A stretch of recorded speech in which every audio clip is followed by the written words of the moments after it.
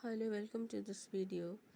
இன்றைய வசனம் சங்கீதம் 50ஆம் அதிகாரம் 15வது வசனம்.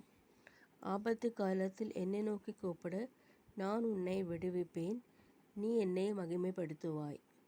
14ஆம் வசனம். நீ தேவனுக்கு ஸ்தோத்திர பலியிட்டு உன்னதமானவருக்கு உன் பொருத்தனைகளை செலுத்தி.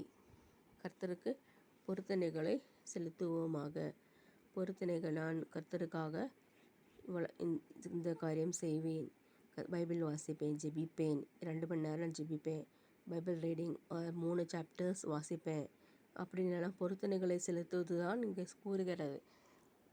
நம் பொருத்தனைகளை செலுத்தும் பொழுது கர்த்தர் ஆபத்து காலத்தை விடுவிக்கிறார். சில ஆபத்தான சூழ்நிலைகள் வரும் பொழுது நாம் நினைப்போம் எப்படி இது மாறும் என்று. அப்பொழுது கர்த்தருக்காக நம் பொருத்தனைகளை செலுத்தலாம் என்று தாவீதின் சங்கீதத்தில் கூறப்படுகிறது. 50ஆம் சங்கீதம் 14-15 வசனங்களை வாசித்துள்ளேன். ஆகவே நாம் பொருத்தனைகளை செலுத்துவோமாக. ஸ்தோத்திர பலியிட வேண்டும். ஆண்டவரே, என்னை இவ்வளவாக நடத்தினீரே, உமக்கு ஸ்தோத்திரம் என்று கர்த்தருக்கு ஸ்தோத்திர பலியிட வேண்டும். ஸ்தோத்திர பலிகள் புத்தகம் இருக்கிறது, அதை வாசித்து பார்ப்பீங்களானா ஸ்தோத்திர பலியிடும் பொழுது, கர்த்தாவே நீர் என்னை இந்த நாள் வரை என் கண்மணி போல காத்து பாதுகாத்தீரே, உமக்கு ஸ்தோத்திரம்.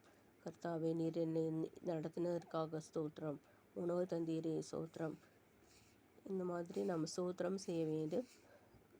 எல்ஷடாய் ஸ்தோத்திரம், யெகோவா ஏரே ஸ்தோத்திரம்.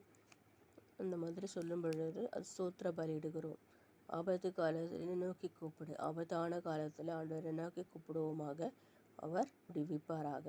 ஆமீன், ஆமீன்.